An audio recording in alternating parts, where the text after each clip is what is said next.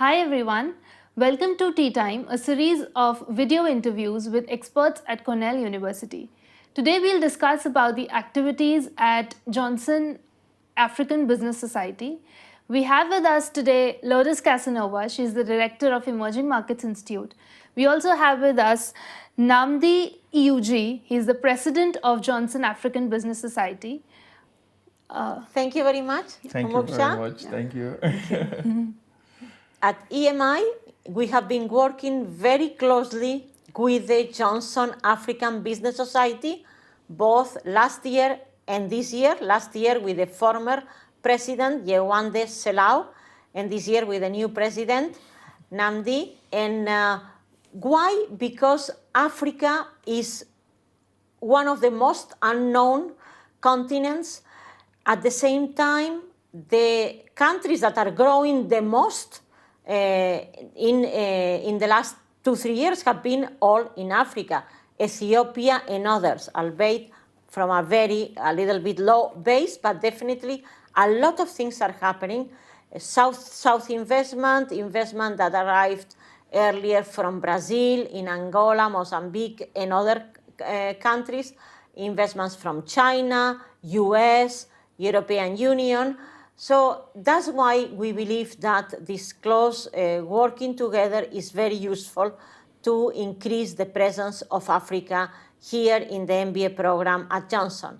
So Nnamdi, could you please explain your plans for this year, for this academic year? Yeah, thank you very much, Lourdes. Thank you.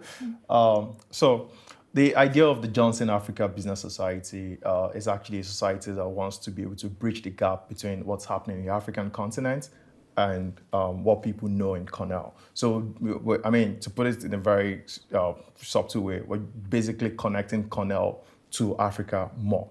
And so we have a lot of activities that we've lined up for this year as part of our program, which includes having a talk series where we invite people who have lived and worked in the African continent for at least 6 years to come and talk to students in the program about how well Africa is doing, some of the big investments that are going into Africa right now, some of the massive opportunities that are present in Africa, and to kind of change the perspective of Africa that people actually have around here. I mean, some people, when they think about Africa, they think about Africa in terms of malaria, in terms of Ebola, in terms of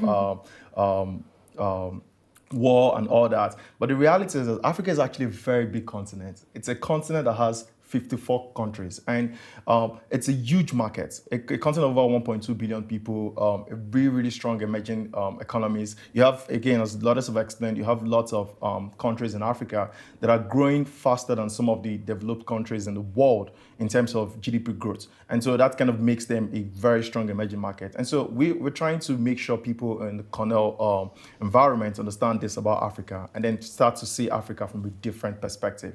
To be more specific about some of the programs that we're having, this Thursday, we're having a talk series which is called What They Don't Tell You About Africa. And the whole idea is to, again, educate people within the Cornell environment about some of the biggest achievements that's currently going on in Africa and some of the opportunities that's going on in Africa too. We're bringing speakers from other parts of bringing people who have actually lived in the continent, bringing speakers who are also in other schools, or bringing people who have lived and worked in Africa who are also in Cornell, and they will be able to share their experience with some of the students. We have an African trek that's going to happen later on this year, where we take about 40 to 45 students from Johnson, and we take them to Africa, we take them to South Africa, we take them to Kenya. We show them the continent, we show them some of the business opportunities in the continent, we show them some of the big wins that's currently going on in the continent. And so we believe that with some of these activities that we have lined up, by the end of this year, and even as the year goes further, people are going to know more about Africa, people are going to understand more about Africa, and people will start seeing Africa from a different perspective. Maybe you can also talk a little bit about your country that has become Nigeria. The biggest economy in Africa is Nigeria. So maybe you can say a few words about your own country. Yeah, that's very true. The biggest economy in Africa right now is Nigeria, and that's because Nigeria is the most populous black nation on the earth. And so you have a lot of people in the country. It's a huge market. it's a lot of opportunities for so many investors. And then Nigeria is one country that's also known for its passion for education. Like, majority of Nigerians are actually educated, and this is a very big thing. This is something we see, kind of, weaving into other parts of the world. So a lot of Nigerians are migrating out of Nigeria to, taking their education elsewhere, trying to help develop other countries and to do other things. But the reality is that you still have people who are staying back in the country and developing the country and really doing well. It's largely an oil economy, but then what the government has done in the past few years is to be able to take the revenues that are being generated from oil to divest into different sectors. And so if you go to Nigeria today, you have a very huge and thriving financial sector. If you go to Nigeria today, you have agriculture, which is doing really, really well. As a matter of fact, the country has stopped importing rice, which is a very big plus. And then the government is actually divesting into other parts of agriculture, really, really, trying to expand, various supply chains within the agricultural segment. Nigeria has a wonderful entertainment industry, which also serves lots of people with African history here in the United States and across different parts of the world. And so the economy in Nigeria is really growing. And so the story of Nigeria is also applicable to Ghana, is also applicable to Ethiopia, is also applicable to Kenya. Kenya is one of the fantastic tech hubs that we have in Africa today. And so these are opportunities that we really want people to be aware of. And this is something that JABS alongside EMI is really making sure that Cornell students get knowledge of and become more informed about the continent. Yeah, many things happening in East Africa. Also this year, and some of your classmates went to the celebration in Ghana of the fourth year anniversary and connecting the diaspora to the origins. Very interesting and very powerful, because I think diasporas help all over the world. Diasporas are very important. So those of us who are outside our countries are also have to give back. So the diaspora has to give back to Africa.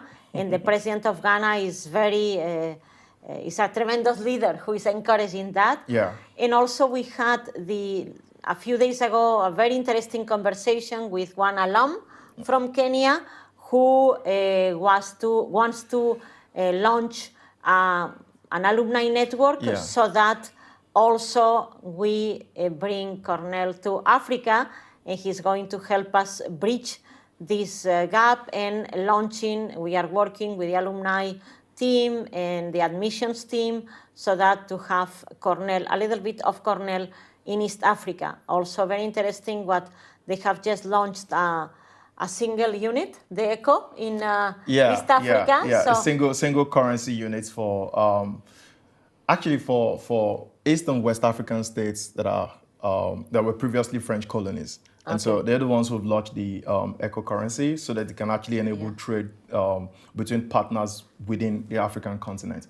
And in addition to that, we also launched something called the Africa Free Trade Agreement. Very interesting. And that's a wonderful breakthrough in the continent, because in the past, trade between different countries in the continent has been as low as 12%, and that's like the lowest you can find anywhere else in the world. And so what Africa has done is to see how we can improve that trade, improve movement of goods and services from one country to the other within the African continent.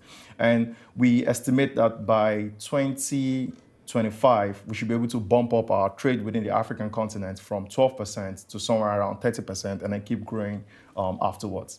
So yeah, a lot of interesting things. I like the fact you mentioned the alumni organization that we're trying to build within Africa, starting from the East African point. And that's because Cornell actually has a lot of alumni who came here, got their education, worked in the States for a while, and then went back to Africa to own businesses. And so we think it's really nice for us to be able to connect these people together. This is the people ranging from like 1993 down to 2019, which is literally last year.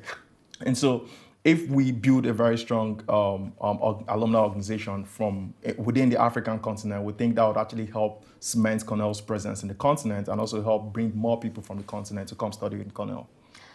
Thank you very much, Nnamdi. Thank you. Listening to you again gives hope to all of us. Africa has tremendous leadership like you and many of your classmates and Cornellians and beyond, and looking forward to continuing working with you and your JABS these academic years and the next years. Thank you very much. Thank you, Nnamdi. Thank you, Lourdes. The next tea time will be on the EMI 10th anniversary. Please don't forget to follow us on our social media handles on Facebook, Instagram, LinkedIn, and YouTube. Thank you so much. Thank you. Thank you.